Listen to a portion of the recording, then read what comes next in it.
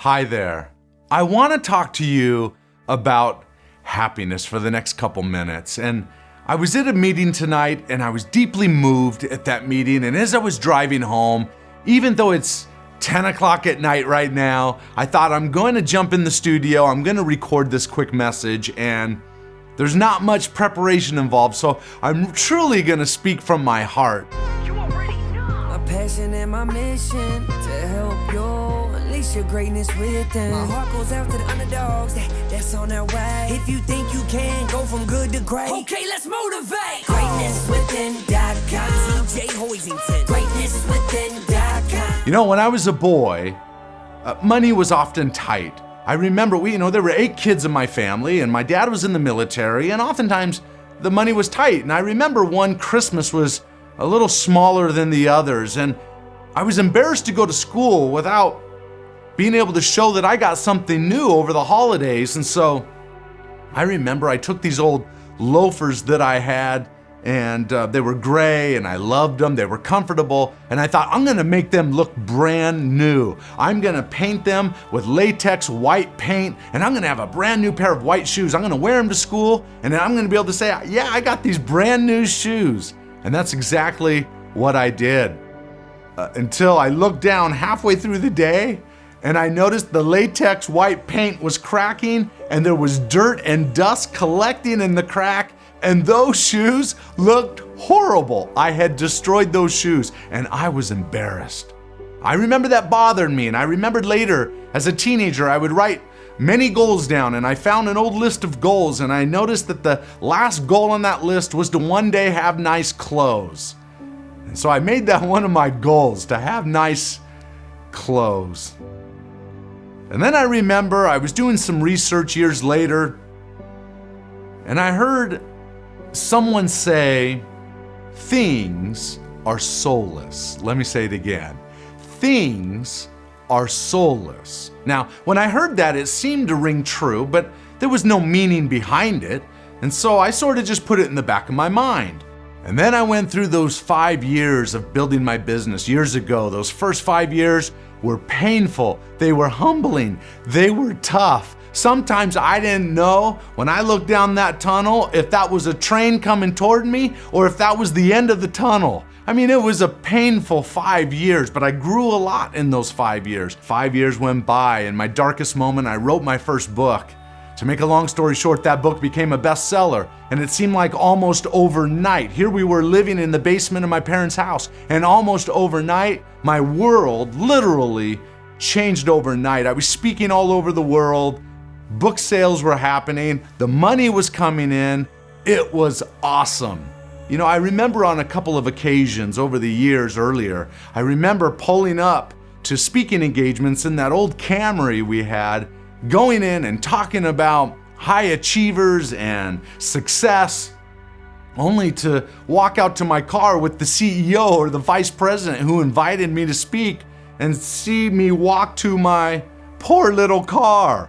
And I remember feeling at multiple occasions how embarrassing that was. So I told my wife that, hey, at some point we're gonna need to buy a new car. And so we went to the dealership. I had researched for about a week or two the exact car that I wanted. I had decided I wanted a Mercedes. I wanted a white Mercedes, and I wanted a cream color interior. That's what I wanted ultimately. And so I had it in my mind. We went to the Mercedes dealership, and you know what? The car was sitting right there. I looked at it, my heart moved. I knew that that was my car. My wife and I got in it, we drove it. We knew that it was our car. I told my wife, let's go ahead and get it. We went into the car dealership. When we sat down, we pulled out our checkbook. I wrote a check for the price of the car. And I remember that night, my wife drove the car we came with. She drove that home. I drove the brand new Mercedes home. Woo, never been driven before. I tell you what, I was driving home and I felt like I was the king of the world. Well, after about a week of feeling like I was the king of the world, the thought came to me, TJ, things are soulless. And as I started to think about that, I realized as the novelty of that new car wore off, and I realized that it was just a car that took expensive gasoline, that it was just a car. It took me where I needed to go, but that's it. It was just a car. It was just a thing. And I realized after about a week of feeling like, hey, I'm the king of the world, I realized true happiness doesn't come through things.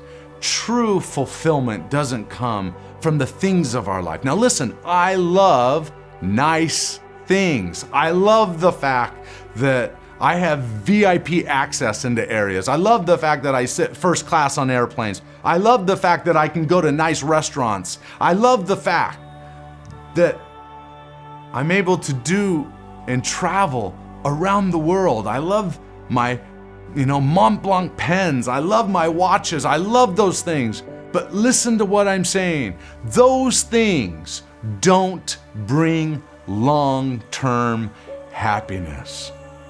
Okay? Those things are great, they're convenient, they're pleasurable, but pleasurable in the moment. They do not bring long-lasting fulfillment and peace. And that's my message for you. When you think about where true happiness, true fulfillment comes from, it comes from things that are much more important and closer to you. It comes from the people you love. It comes from your God. It comes from your friends, your family. That is where true happiness comes from. Just think about the last time you felt peace. Who were you with? What were you doing? Think about the last time your heart swelled and you felt moved. Who were you with? Think about the last time you felt fearful or you felt, moments of discouragement and someone brought you comfort or comforted you. Who were you with? Think about the last time you were happy. Who were you with?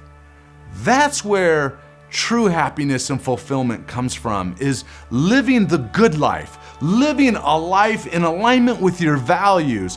That will make the difference in your life, not all the toys that we acquire in life. I love those things just like the next person. But in the end, I know that they only bring me temporary happiness. And that's what I want to impress on your mind. I'm all about, reaching for the stars and achieving all that you're capable of achieving. But here's a little caveat with that I feel strongly about. And that is, make sure that you go after your dreams in such a way that it includes the rest of your family.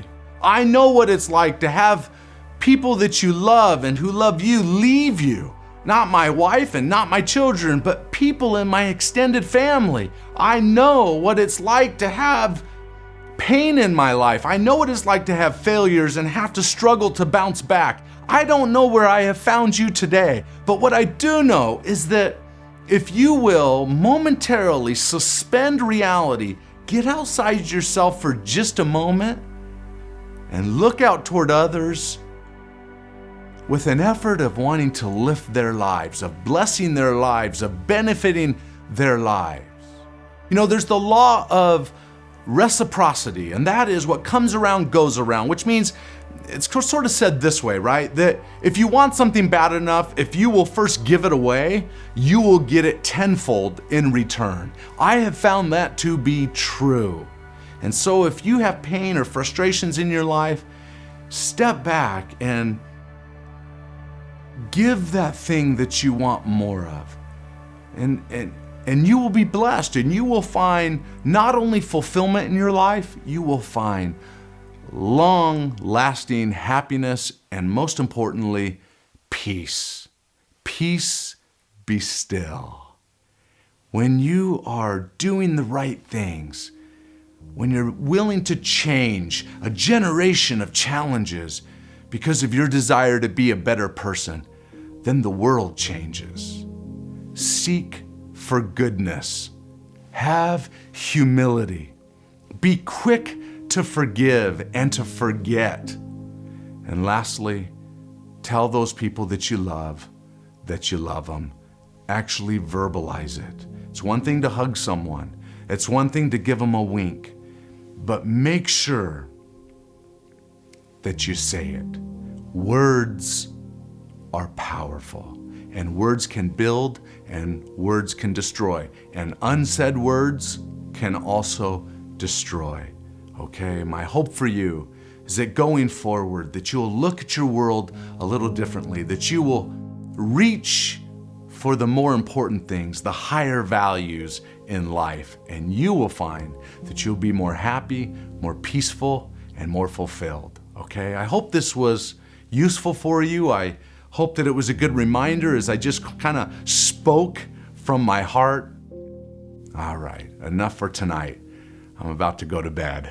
All right, I hope you have a good day today, and I look forward to seeing you on my next lesson. All right, bye for now.